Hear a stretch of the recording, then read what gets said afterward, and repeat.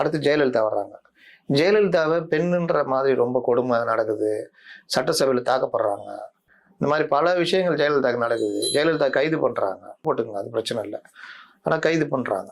28 நாள் சிறைவாசம். சரி, அது கூட பண்ணிக்கங்க. வீட்டுக்குள்ளே பூந்து சேலை, நகை, செருப்பெல்லாம் எடுத்து காமிக்கிறாங்க.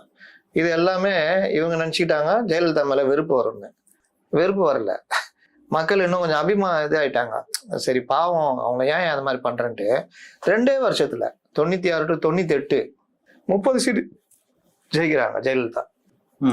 யாரு கூட? பிஜேபி கூட கூட்டணி வச்சு 30 MP சீட்டு. இவங்க 9. முடிஞ்சு போச்சு.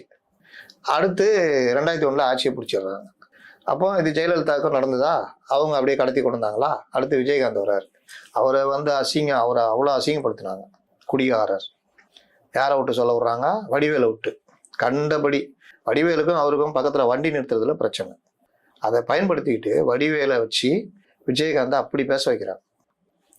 அப்ப அவ்வளவு விஷயம் பண்ணாங்க. அப்போ விஜயகாந்துக்கு தான் ஆதரவு இருந்தது.